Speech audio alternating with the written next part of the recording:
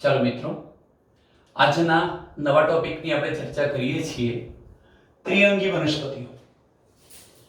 ત્રિઅંગી વનસ્પતિઓ ઉદ્વિકાસની દ્રષ્ટિએ દ્વિઅંગી અને અનાવૃત બીજધારી વચ્ચેનું સ્થાન ધરાવે છે.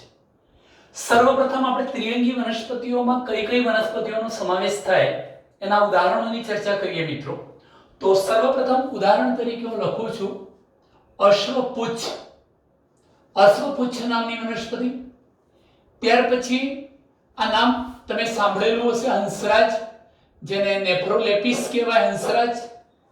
ત્યાર પછી ઇક્વિસિટમ. ઇક્વિસિટમ નામની વનસ્પતિ. અન્ય વનસ્પતિ છે ફેલાજીનેલા. ત્યાર પછી લાઇકોપોડિયમ તમે લખી શકો મિત્રો, લાઇકોપોડિયમ.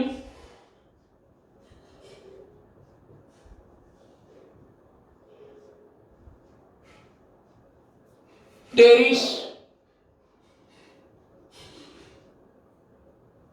જેવી વનસ્પતિઓનો સમાવેશ થાય છે. ફરી જુઓ મિત્રો ઉદાહરણમાં અશ્વપુચ્છ, હંસરાજ, ઇક્વિસિટમ, સેલાજિનેલા, લાઇકોપોડિયમ, ટેરિસ, ડ્રાયોપ્ટેરિસ પણ તમે લખી શકો, ડ્રાયોપ્ટેરિસ, ડ્રાયોપ્ટેરિસ. આ તમામ વનસ્પતિઓનો સમૂહ એ ત્રિઅંગી વનસ્પતિઓ છે. સર્વપ્રથમ તો આ ત્રિઅંગી વનસ્પતિઓ કેવા નિવાસ સ્થાનમાં વસવાટ કરતી જોવા મળે છે, તો આપણે એના મુદ્દા તરફ જઈશું. નિવાસ સ્થાન. નિવાસ સ્થાન કયા સ્થાનોએ જોવા મળે છે, કયા સ્થાનોમાં નિવાસ કરે છે?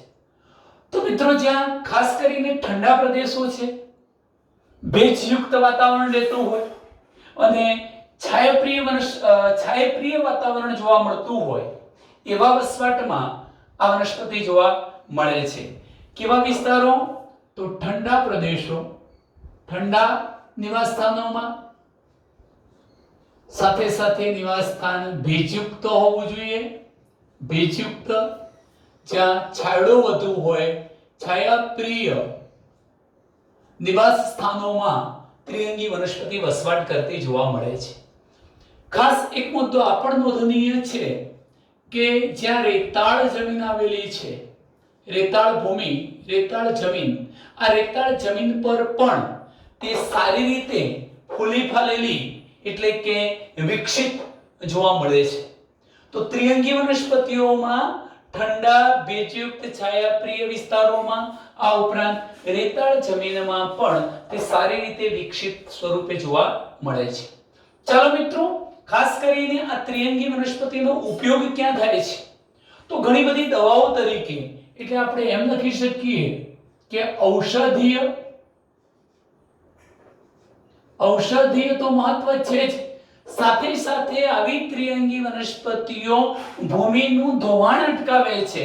એટલે આપણે એમ પણ કહી શકીએ કે ઔષધીય હેતુ માટે તો એનો ઉપયોગ થાય જ છે, પણ સાથે સાથે ભૂમિ બંધારણ માટે, ભૂમિને બાંધવા માટે કહી શકાય, ભૂમિ બંધકો તરીકે ઉપયોગી છે. ભૂમિ બંધકો તરીકે ઉપયોગી બને છે. તો આ ત્રિઅંગી વનસ્પતિનું મહત્વ છે કે ઔષધીય દવાઓ બનાવવામાં તો ઉપયોગી છે જ, પણ તે ભૂમિનું બંધારણ ટકાવી રાખવા, જે ભૂમિનું વરસાદના કારણે ધોવાણ થવાનું છે એ ધોવાણ ન થાય એટલે ભૂમિ બંધકો તરીકે પણ તે ઉપયોગી બને છે. આ ઉપરાંત તમે જાણતા હશો મિત્રો કે ઇક્વિસિટમ જેવી જે વનસ્પતિઓ છે, સેલાજિનેલા જેવી વનસ્પતિઓ છે, એનો ઉપયોગ સુશોભન માટે પણ આપણે કરીએ છીએ. બાગ બગીચા વગેરેમાં, ઘરની આગળ સુશોભન માટે પણ આ વનસ્પતિઓનો ઉપયોગ કરી શકાય. હવે ત્રિઅંગી વનસ્પતિઓ સર્વપ્રથમ ઉદ્વિકસિત પણ કઈ રીતે? તો મિત્રો અત્યાર સુધી આપણે જોઈ ગયા કે એકાંગી વનસ્પતિઓમાં કે દ્વિઅંગી વનસ્પતિઓમાં અનવાહક અને જલવાહક પેશીઓ જેવી વાહક પેશીઓ નહોતી. પણ અહીંયા સર્વપ્રથમ વાર એવું બનશે ત્રિઅંગી વનસ્પતિઓમાં, હું તો લખીશ કે ત્રિઅંગી વનસ્પતિઓ માં સર્વપ્રથમ વાહક પેશીઓ જોવા મળે છે. સર્વપ્રથમ વાહક પેશીધારી વનસ્પતિઓ તરીકે ત્રિઅંગી વનસ્પતિ છે. એટલે ત્રિઅંગી વનસ્પતિઓમાં સર્વપ્રથમ વાહક પેશીઓ જોવા મળે છે. કઈ કઈ? તો ખોરાકનું વહન કરનારી અન્નવાહક પેશી અને પાણીનું વહન કરનારી જલવાહક પેશી. આ અન્નવાહક અને જલવાહક પેશીઓ સર્વપ્રથમ આ વનસ્પતિઓમાં જોવા મળી છે. એટલે ઉદ્વિકાસની દ્રષ્ટિએ સર્વપ્રથમ વાહક પેશીધારી તરીકે ત્રિઅંગી વનસ્પતિઓ વર્તે છે એમ કહી શકાય. સાથે સાથે એ પણ કહી દઉં કે અત્યાર સુધી તમે ભણી ગયા કે દ્વિઅંગી વનસ્પતિઓ એકાંગી વગેરે ખાસ કરીને જલીય નિવાસસ્થાનોમાં વસવાટ કરતી હતી, એના કિનારા પ્રદેશ વગેરે પર. પણ આ વનસ્પતિ એમ કહી શકાય કે સર્વપ્રથમ સ્થળજ વનસ્પતિઓ છે. ત્રિઅંગી વનસ્પતિ એ અન્નવાહક અને જલવાહક જેવી વાહક પેશીઓ ધરાવતી સર્વપ્રથમ સ્થળજ વનસ્પતિ છે મિત્રો. હવે એક અગત્યનો મુદ્દો કે શા માટે આ વનસ્પતિઓને ત્રિઅંગી વનસ્પતિ કહેવાય હશે? તો ત્રિઅંગી વનસ્પતિનો દેહ એટલે કે એનું શરીર મૂળ, સાચા મૂળ, સાચું પ્રકાંડ અને સાચા પર્ણમાં વિભેદિત છે. સાચું મૂળ, પ્રકાંડ અને પર્ણ ધરાવતી હોવાથી, ત્રણ અંગો ધરાવતી હોવાથી આપણે એને ત્રિઅંગી વનસ્પતિ તરીકે ઓળખાવીએ છીએ. અગાઉના કિસ્સામાં તમે ભણી ગયા હતા કે દ્વિઅંગી વનસ્પતિઓમાં, જો અહીંયા હું લખું છું કે દ્વિઅંગી વનસ્પતિઓમાં જીવન ચક્ર દરમિયાન બે અવસ્થાઓ જોવા મળતી હતી. આ બંને અવસ્થાઓ પૈકી એક અવસ્થા હતી મિત્રો જન્યુજનક અવસ્થા, જન્યુ ઉત્પન્ન કરનારી જન્યુજનક અવસ્થા, અને બીજી હતી બીજાણુ ઉત્પન્ન કરતી બીજાણુજનક અવસ્થા. દ્વિઅંગીઓની લાક્ષણિકતા એ હતી કે આ જન્યુજનક જે અવસ્થા હતી એ મુખ્ય અવસ્થા હતી, મુખ્ય લાંબો સમય ટકતી, અને બીજાણુજનક અવસ્થા એ ગૌણ અવસ્થા હતી. પરંતુ આ મુદ્દો એટલા માટે આપણે નોંધ્યો છે કે ત્રિઅંગી વનસ્પતિઓમાં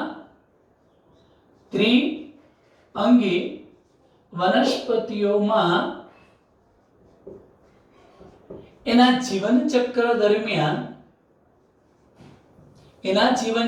દરમિયાન પણ બે અવસ્થાઓ જોવા મળે છે. કેટલી અવસ્થા જોવા મળશે? બે. કઈ કઈ? તો એક અવસ્થા છે જન્યુ ઉત્પન્ન કરતી જન્યુજનક અવસ્થા, અને બીજી અવસ્થા છે બીજાણુ ઉત્પન્ન કરતી બીજાણુજનક અવસ્થા. આ બંનેમાં દ્વિઅંગી અને ત્રિઅંગીમાં આટલો ફેર છે કે અહીંયા જે જન્યુજનક અવસ્થા છે ગૌણ છે, મુખ્ય નથી.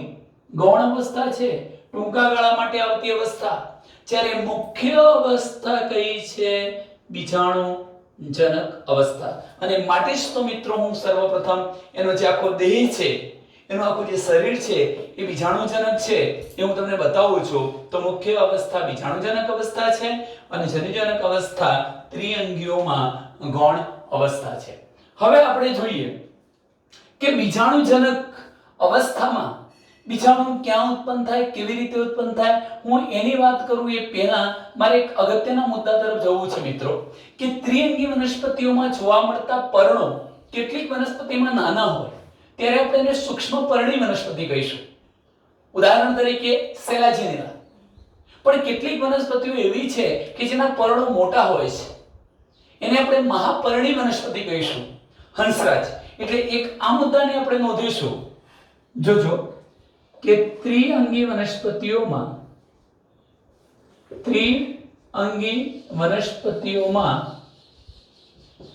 પર્ણ નાના હોઈ શકે ત્યારે આપણે એવી વનસ્પતિને સૂક્ષ્મ પર્ણી વનસ્પતિ, સૂક્ષ્મ પર્ણ ધરાવતી વનસ્પતિ કહીશું. ઉદાહરણ તરીકે આપણે લખી શકીએ સેલા જીનેલા નામની વનસ્પતિ. પરંતુ ત્રિઅંગી વનસ્પતિમાં જો પર્ણ નાના ન હોય, મોટા હોય, મોટા પર્ણ ધરાવતી વનસ્પતિ હોય ત્યારે વનસ્પતિઓને મહાપર્ણી વનસ્પતિ કહેવાય. અને એનું ઉદાહરણ આપણે આપી દીધું છે હંસરાજ જેવી વનસ્પતિઓ. હવે કેવી રીતે આ વનસ્પતિઓમાં મુખ્ય અવસ્થા બીજાણુજનક છે અને જન્યુજનક અવસ્થા ગૌણ છે, આપણે એની વાત કરવી છે. તો સર્વપ્રથમ મિત્રો યાદ રાખજો કે બીજાણુજનક એ મુખ્ય દેહ છે. કેવી રીતે? ચાલો અહીંયા એક આકૃતિ દોરું છું, જરા ધ્યાનથી સમજજો. આપણે અહીંયા એક હંસરાજ નામની વનસ્પતિનું હું આ પ્રકાંડ બતાવું છું. ધારો કે હંસરાજ વનસ્પતિનું પ્રકાંડ છે. પ્રકાંડ ઊભું ગાંઠામૂળી પ્રકારનું પ્રકાંડ છે, થોડુંક ભૂમિની અંદર ખૂંપેલું, થોડુંક બહાર. અને ત્યાર પછી મિત્રો આ એના મૂળ છે. એટલે બે અંગો તો તમે સરળતાથી જોઈ શકો છો, આ મૂળ છે. અને હવે ત્રીજા અંગ તરીકે મારે પર્ણ બતાવવું છે. હું આ પ્રકારે પર્ણ બતાવું છું. મહાપર્ણી મોટું પર્ણ છે આખું. પણ એ પણ કહી દઉં કે તમે ધોરણ 11 માં આ બાબત સમજી ચૂક્યા છો. સંયુક્ત પર્ણ કોને કહેવાય? તો સંયુક્ત પર્ણ એટલે શું કે જો પર્ણપત્ર કિનારી છેદન પામીને છેક આવું છેદન મધ્યશિરા કે પર્ણદંડ સુધી પહોંચી હોય, પરિણામે પર્ણપત્રનું સ્વતંત્ર અસ્તિત્વ ન રહેતા પર્ણિકાઓ બની જતી હોય તેવા પર્ણને સંયુક્ત પર્ણ કહેવાય. અહીંયા પણ સંયુક્ત પર્ણ જોવા મળે છે. એટલે હું આ પ્રકારની એક આકૃતિ દોરું છું. અહીંયા મેં મિત્રો આ પર્ણ બતાવ્યું છે. એ પર્ણ છે હંસરાજ જેવી વનસ્પતિનું. એમાં નાની નાની જે રચનાઓ બતાવી છે એની પર્ણિકા છે. તો એક પર્ણિકા દોરી. આ પ્રકારે આપણે આ બીજી પર્ણિકા બતાવી શકીએ. આ બીજી પર્ણિકા છે. હું અહીંયા એ રીતે પર્ણિકાઓ બતાવતો જઈશ. ધારો કે આ બધી એની પર્ણિકાઓ છે.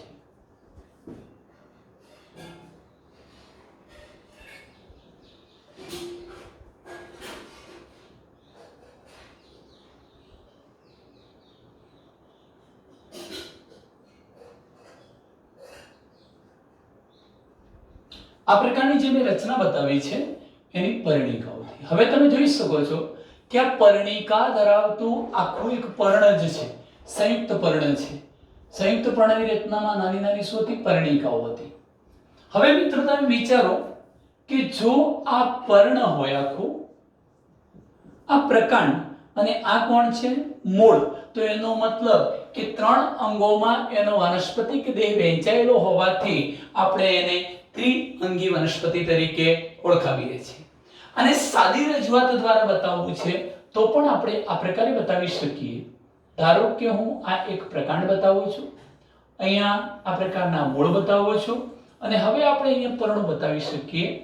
આ પ્રકારે મિત્રો મેં આ એક પર્ણ બતાવ્યું છે, બીજું પર્ણ. આ પ્રકારે આપણે પર્ણ બતાવીએ.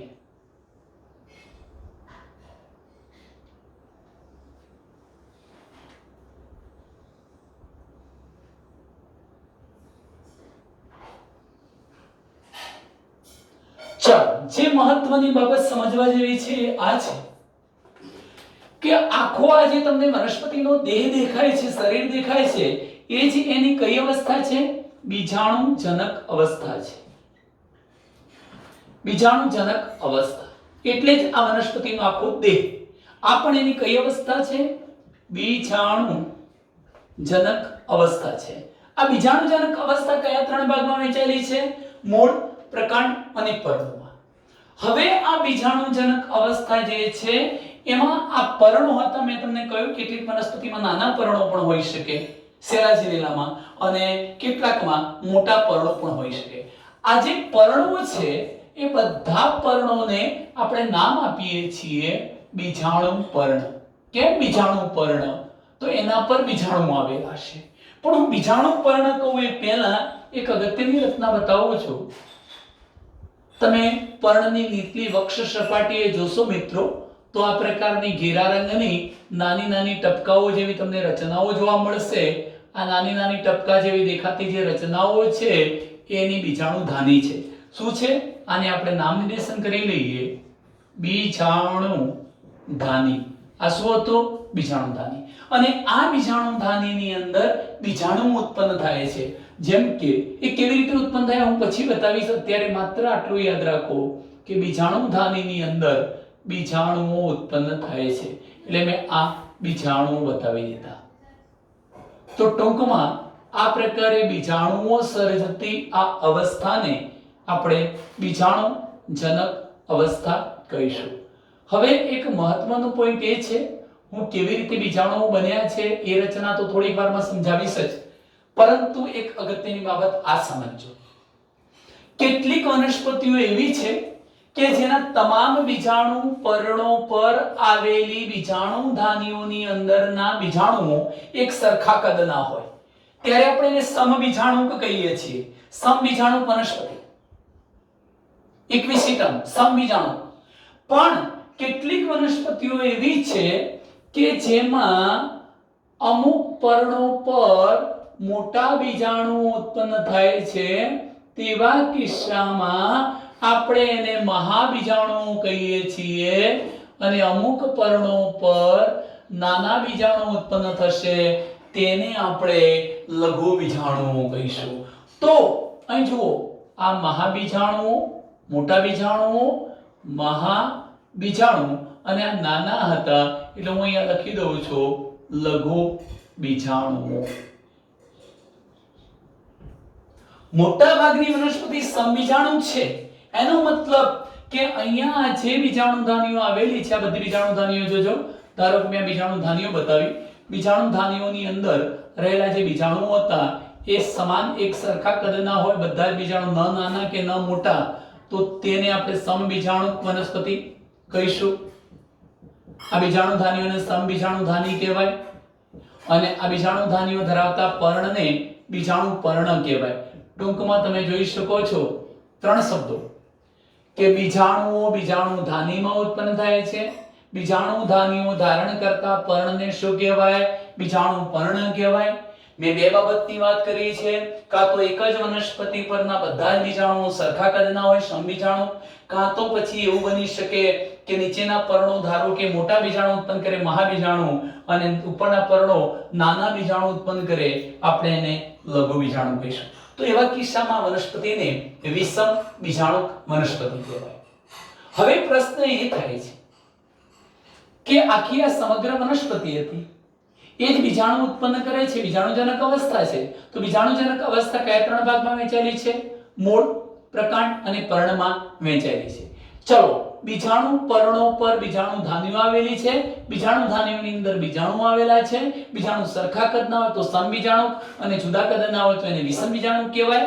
એવા કિસ્સામાં મોટા બીજાણુને મહાબીજાણુ અને નાના બીજાણુને આપણે લઘુ બીજાણુઓ કહીએ છીએ. ચલો મિત્રો, કેવી રીતે બન્યા? હવે તમે એક બાબત વિચારો કે આખી આ જે સમગ્ર વનસ્પતિ મેં બતાવી, હું એક જ પર્ણ બતાવું છું. આ વનસ્પતિ છે, એનું આ પર્ણ છે, અને આ પર્ણ મિત્રો ટ્વાઇસ એન્ડ દ્વિકીય છે. કેવું છે? દ્વિકીય. ટ્વાઇસ કેવી રીતે બન્યું એની પણ ચર્ચા કરીશું. દ્વિકીય છે, સ્વાભાવિક છે, તો એના પર્ણના બધા જ કોષો પણ દ્વિકીય હશે. પરિણામે એના પર સર્જાતી આ બીજાણુધાની જે હતી એ બીજાણુધાની પણ દ્વિકીય કોષોની બનેલી હશે. આ બીજાણુધાનીની રચના કરતા કોષો પણ કેવા હશે? દ્વિકીય કોષો. અને આ જે દ્વિકીય કોષો હતા એ અર્ધીકરણની પ્રક્રિયા દ્વારા એકકીય બીજાણુ ઉત્પન્ન કરે છે. તો આ એકકીય જે બીજાણુ ઉત્પન્ન થયા એ ક્યાં છે? અંદર. એટલે બીજાણુઓ હંમેશા કેવા હશે? એકકીય. ભલે નાના હોય કે મોટા, લઘુ બીજાણુ હોય કે મહાબીજાણુ, પણ બધા જ બીજાણુ કેવા હશે? એકકીય. આપણે યાદ રાખજો મિત્રો કે અહીંયા જે બીજાણુજનક અવસ્થા છે એ મુખ્ય અવસ્થા છે. બીજાણુ ઉત્પન્ન કરતી અવસ્થા મુખ્ય. વનસ્પતિ જીવંત રહી એ જ એની બીજાણુજનક અવસ્થા, એટલે એ મુખ્ય અવસ્થા છે. સાથે સાથે બીજાણુજનક અવસ્થા પ્રકાશ સંશ્લેષી અવસ્થા છે. આખો દેહ પ્રકાશ સંશ્લેષણ કરી શકે છે, મુક્ત જીવી છે, પોતાનો ખોરાક જાતે બનાવી શકે છે. હવે શું ઘટના બને છે? આ બીજાણુ પર્ણો પર કેટલીક વાર તો મિત્રો એવું પણ બનવાનું કે આ રીતે બીજાણુ પર્ણો અલગ અલગ ન રહેતા, ધારો કે હું અહીંયા એક આકૃતિ બતાવું છું, બધા જ બીજાણુ પર્ણ, એક બીજાણુ પર્ણ છે, આ બીજું બીજાણુ પર્ણ, ત્રીજું બીજાણુ પર્ણ, ચોથું બીજાણુ પર્ણ, આ રીતે ઘણા બધા બીજાણુ પર્ણો એકબીજા સાથે જોડાઈ જઈને એક શંકુ જેવી રચના બનાવે છે, જેને તમે પ્રશંકુ અથવા શંકુ તરીકે ઓળખાવી શકો.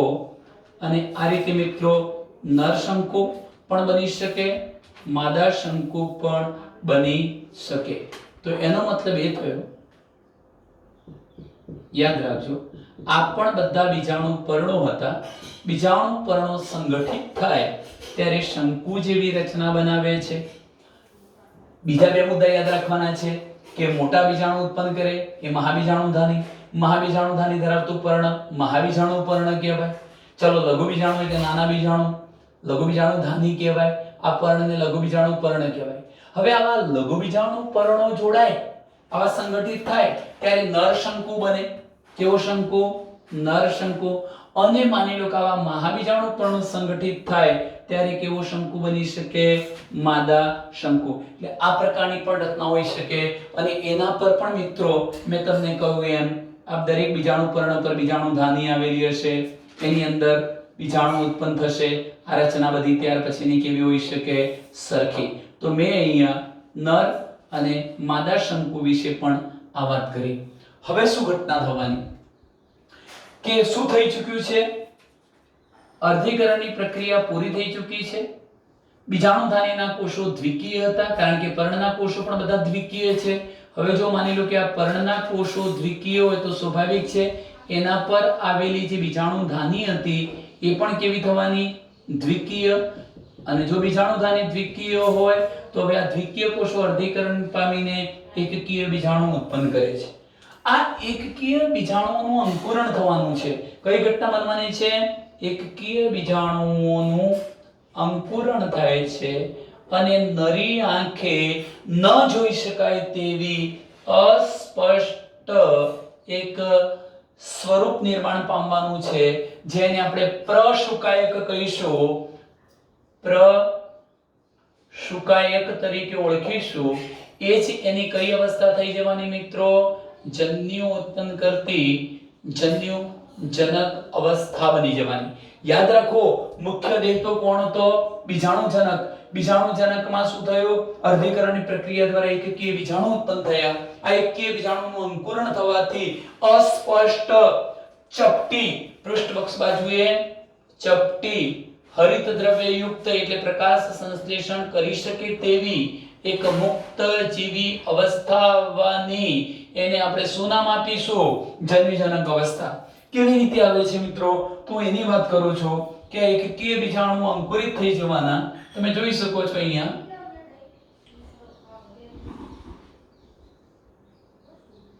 મેં આ પ્રકારની એક, તમને એવું લાગશે કે મેં દ્વિઅંગી વનસ્પતિ દોરી છે, પણ ના મિત્રો, દેખાય છે આ ચપટી રચના દ્વિઅંગી વનસ્પતિ જેવી. અહીં પણ તમે જોઈ શકો એક બીજી રચના પણ બતાવી દઉં છું. આ પણ રચના બતાવી દીધી. હવે તમે જોઈ શકો છો કે આ એકકીય બીજાણુના અંકુરણ થવાથી આ પ્રશુકાયક તરીકે ઓળખાતી રચના નિર્માણ પામી, એને આપણે જન્યુજનક અવસ્થા કહીશું. એ ચપટી છે, પ્રકાશ સંશ્લેષણ કરી શકતી મુક્ત જેવી અવસ્થા છે. એના કોષો એકકીય હશે. જન્યુજનક અવસ્થા કેવી? એકકીય. કેમ એકકીય? કારણ કે એકકીય બીજાણુઓના અંકુરણથી આ અવસ્થાનું નિર્માણ થયું છે. માટે આવા પૃષ્ઠવક્ષ બાજુએ ચપટા, નાના, નરી આંખે ન જોઈ શકાય તેવા આ દેહને આપણે જન્યુજનક અવસ્થા તરીકે ઓળખાવીશું. એટલે આ જે આકૃતિ દોરી છે એ મેં જન્યુજનક અવસ્થાની બતાવી છે મિત્રો. એવી રીતે અહીંયા પણ હું આકૃતિઓ બતાવું છું. બે આકૃતિઓ દોરવાની જરૂરિયાત શા માટે ઊભી થઈ એ પણ આપણે સમજીએ.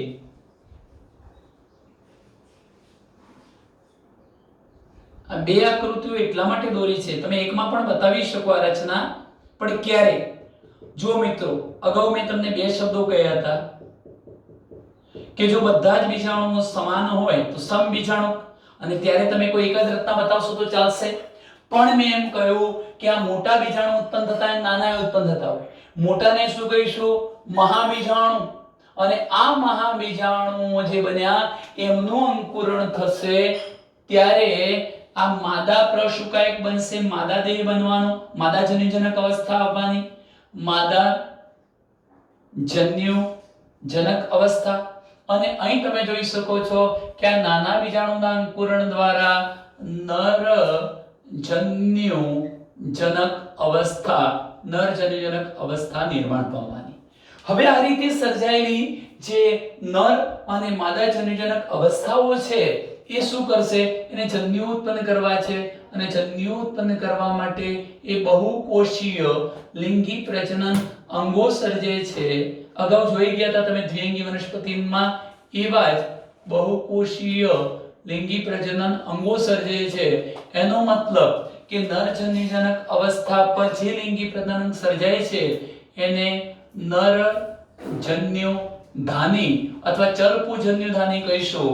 અને અહીંયા માદા સુકાય પર જે રચના સર્જાય છે એને આપણે સ્ત્રી જન્યુધાની તરીકે ઓળખાવીશું. હવે તમે ઘટના જોઈ શકો છો કે આ નરજન્યુધાનીમાંથી નરજન્યુ ઉત્પન્ન થવાનું, નર પ્રજનન કોષ. ચલપુજન્યુ પણ કહેવાય, ચલિત હશે, તરી શકે એવો. ફલન માટે તો પાણીના માધ્યમની જરૂર પડશે જ મિત્રો. અહીંયા ફલન માટે પાણીના માધ્યમની જરૂર પડે છે, પણ આ તો સ્થળીય વનસ્પતિ છે, પાણીનું પ્રમાણ બહુ ઓછું છે, એટલે અમુક ભૌગોલિક વિસ્તારોની અંદર જ સીમિત પ્રમાણમાં આ ત્રિઅંગી વનસ્પતિઓ વસવાટ કરતી જોવા મળે છે. એવી જ રીતે તમે જોઈ શકો છો કે આ સ્ત્રીજન્યુધાનીમાંથી શું બનવાનું? માદા પ્રજનન કોષ, માદાજન્યુ બનવાનું. અહીંયા એકકીય નર અને એકકીય માદાજન્યુનું ફલન થવાથી શું બની જવાનું? ફલિતાંડ સર્જાઈ જવાનું મિત્રો. અને આ ફલિતાંડ તરત જ વારંવાર વિભાજન કરીને આવી બહુકોષીય રચના બનાવશે. જો કે આ બહુકોષીય જે રચના બની એ હવે દ્વિકીય જ હશે, કારણ કે સમવિભાજન થાય છે. આ બહુકોષીય રચના જેની સરખામણી તમે બીજ સાથે કરી શકો, આની સરખામણી બીજ સાથે કરી શકો, અને આવી દ્વિકીય રચના વિકસી અને ફરી પાછી મિત્રો આ પ્રકારની બીજાણુજનક અવસ્થા સર્જી દે છે. આમ તમે જોઈ શકો છો કે સમગ્ર જીવનકાળ દરમિયાન મુખ્ય અવસ્થા બીજાણુ ઉત્પન્ન કરતી બીજાણુજનક અવસ્થા રહી. આ બીજાણુનું અંકુરણ થયું એટલે જન્યુજનક અવસ્થા ઉત્પન્ન તો થઈ, ચપટા દેહ જેવી, પણ એ થોડાક સમય માટે રહી. જેવા નર અને માદાજન્યુ ઉત્પન્ન થઈ જશે, આ નરજન્યુ માદાજન્યુ ફલન કરશે, આ માદા સુકાય પરત ફલનની ઘટના પૂરી થઈ જવાની, ફલિતાંડ બની જશે, અને પછી આ જન્યુજનક અવસ્થા નાશ પામી જવાની. આ ફલિતાંડનું વારંવાર વિભાજન થવાથી બહુકોષીય રચના અસ્તિત્વમાં આવવાની, અને એના વિકાસથી આવો બહુકોષીય બીજાણુજનક અવસ્થા આવવાની. અને માટે જ મિત્રો મેં કહ્યું તો કે આ બધા કોષો દ્વિકીય હોવાના કારણે આ બીજાણુજનક અવસ્થામાં મૂળ પ્રકાંડ કે પર્ણ કોઈ પણ ભાગ લો એ પણ કેવો હોવાનો? દ્વિકીય હોવાનો. તો આ ત્રિઅંગી વનસ્પતિનું અહીંયા મેં લાઈફ સાયકલ બતાવ્યું છે. કેટલાક મુદ્દાઓને આપણે નોંધવા છે મિત્રો. અત્યાર સુધીની આપણે જે ચર્ચા કરી છે એમાં એકવાર નજર કરી લઈશું કે ત્રિઅંગી વનસ્પતિઓમાં અશ્વપુચ્છ, ઉદાહરણ છે અશ્વપુચ્છ, હંસરાજ, ઇક્વિસિટમ, સેલાજિનેલા, લાઇકોપોડિયમ, ટેરિસ, ડાયોપ્ટેરિસ જેવી વનસ્પતિઓનો સમાવેશ થાય છે. જો નિવાસસ્થાનની વાત કરું તો તેઓ ઠંડા પ્રદેશોમાં, ભેજયુક્ત વાતાવરણમાં, છાયાપ્રિય વિસ્તારોની અંદર વસે છે. રેતાળ જમીનની અંદર પણ એમનો સારો એવો ગ્રોથ જોવા મળે છે. ખાસ કરીને ત્રિઅંગી વનસ્પતિઓ ઔષધીય હેતુ માટે ઉપયોગમાં લેવાય છે. ભૂમિબંધકો તરીકે પણ આપણે ઉપયોગમાં લઈએ છીએ, અને બાગ બગીચા તેમજ ઘર આંગણે સુશોભન માટે પણ આપણે એનો ઉપયોગ કરીએ છીએ. ત્રિઅંગી વનસ્પતિ એ સર્વપ્રથમ વાહક પેશીધારી વનસ્પતિઓ છે, કારણ કે એમનામાં સર્વપ્રથમવાર ખોરાકનું વહન કરનારી અન્નવાહક અને પાણીનું વહન કરનારી જલવાહક પેશી જોવા મળી. તેઓ સર્વપ્રથમ સ્થળજ વસવાટ ધરાવતી વનસ્પતિઓ છે. આ વનસ્પતિનો દેહ જે છે, હવે દેહ એટલે કોણ? બીજાણુજનક. તો બીજાણુજનક કયા ત્રણ ભાગમાં વહેંચાયેલ છે? મૂળ પ્રકાંડ અને પર્ણમાં વિભેદિત છે. સાચા મૂળ પ્રકાંડ અને પર્ણ જોવા મળે છે. દ્વિઅંગીઓમાં જીવન ચક્ર દરમિયાન બે અવસ્થાઓ આવતી હતી, જન્યુજનક અને બીજાણુજનક. અહીંયા જન્યુજનક અવસ્થા મુખ્ય હતી અને બીજાણુજનક અવસ્થા ગૌણ હતી, પરંતુ ત્રિઅંગી વનસ્પતિમાં જન્યુજનક અવસ્થા ગૌણ છે અને બીજાણુજનક અવસ્થા મુખ્ય છે મિત્રો.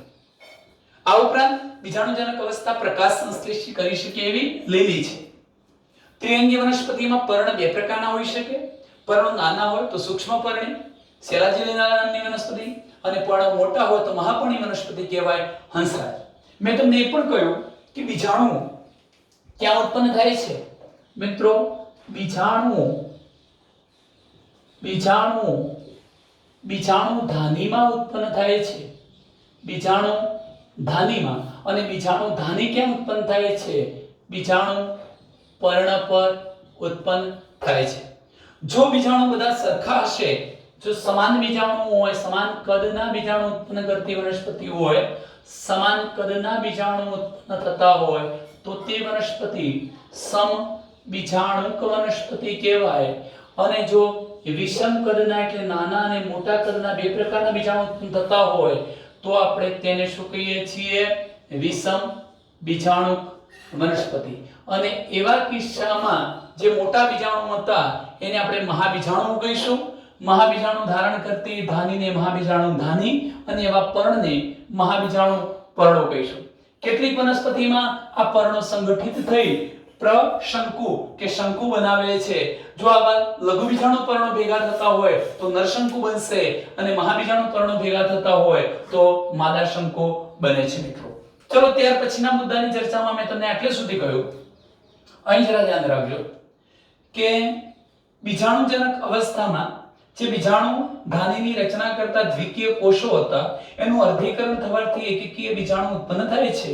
આ એકકીય બીજાણુનું અંકુરણ થવાથી અસ્પષ્ટ એવી અવસ્થા જેને આપણે પ્રશુકાયક તરીકે ઓળખાવીશું, પ્રશુકાયક નામે ઓળખાતી જન્યુજનક અવસ્થા ઉત્પન્ન થાય છે, જે ચપટી પ્રકાશ સંશ્લેષી અને કેવી હોય છે? મુક્ત જેવી. તો બીજાણુ ધાનીમાં રહેલ બીજાણુ માતૃકોષો એટલે આ દ્વિકીય કોષો, બીજાણુ માતૃકોષોમાં અર્ધીકરણ દ્વારા એકકીય બીજાણુ ઉત્પન્ન થાય, જે અંકુરિત થઈ નરી આંખે ન જોઈ શકાય તેવા અસ્પષ્ટ નાના પરંતુ બહુકોષીય મુક્ત જીવી શું બનાવે છે? પ્રશુકાયક બનાવે છે એમ આપણે કહી શકીએ.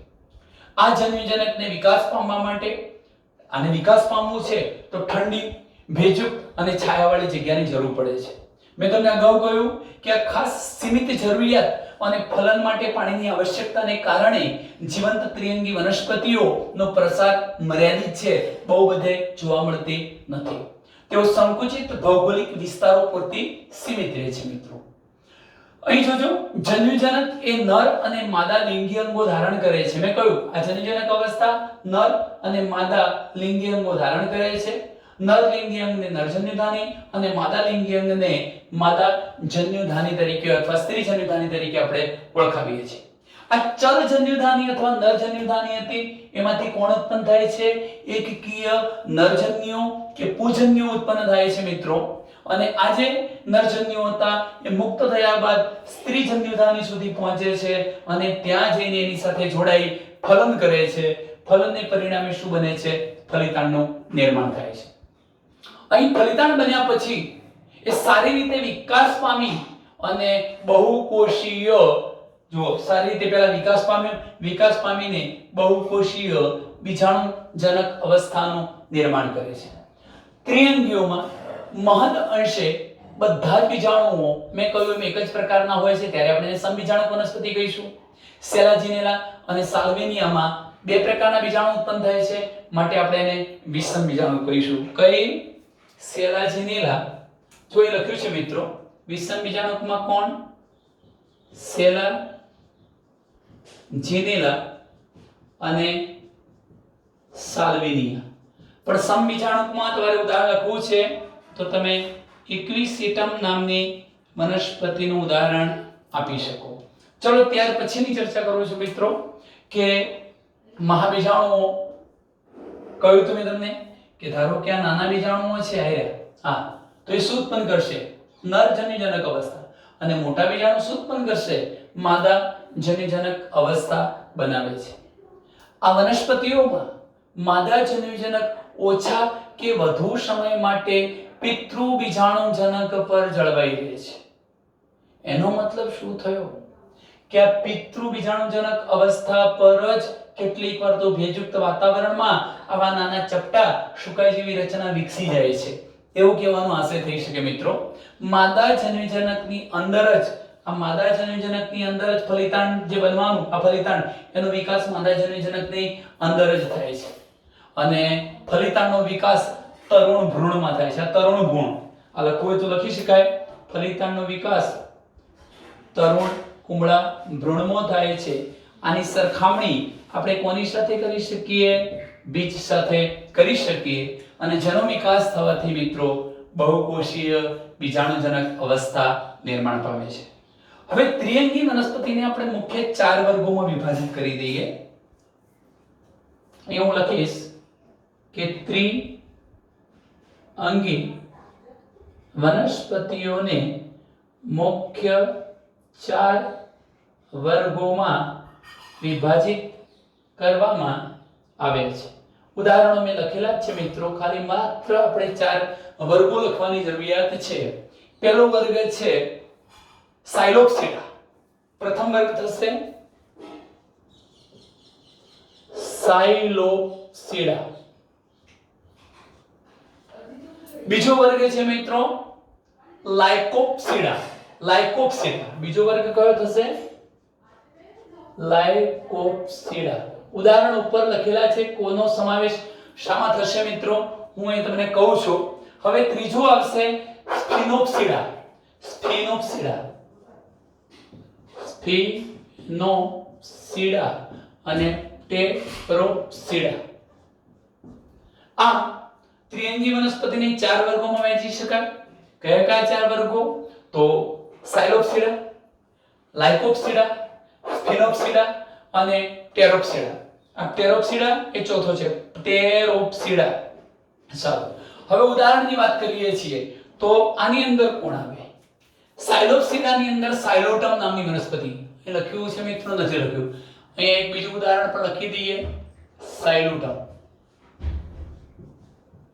તો સાયલોટમ નામની વનસ્પતિ, સાયલોટમ નામની દ્વિઅંગી વનસ્પતિ સાયલોપ્સિડામાં આવશે. ત્યાર પછી મેં તમને કહ્યું લાયકોપ્સિડામાં સેલાજિનેલા અને લાયકોપોડિયા.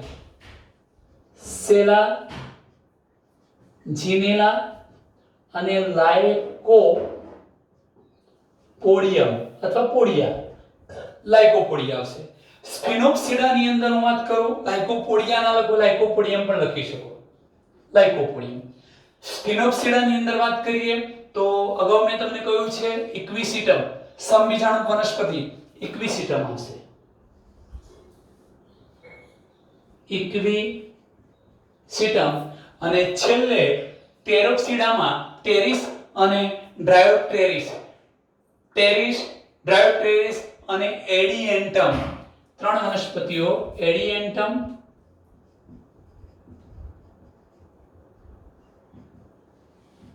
ડ્રાયોપ્ટેરિસ અને ટેરિસ નામની વનસ્પતિ. આમ તમે અહીં જોઈને પણ ઉદાહરણ કહી શકો કે સાયલોટમ, હંસરાજ, સેલોજિનેલા, લાયકોપોડિયમ, ઇક્વિસિટમ, એડિયેન્ટમ, ડ્રાયોપ્ટેરિસ, ટેરિસ જેવી બધી જ વનસ્પતિનો સમાવેશ સામા થાય છે ત્રિઅંગી વનસ્પતિઓમાં.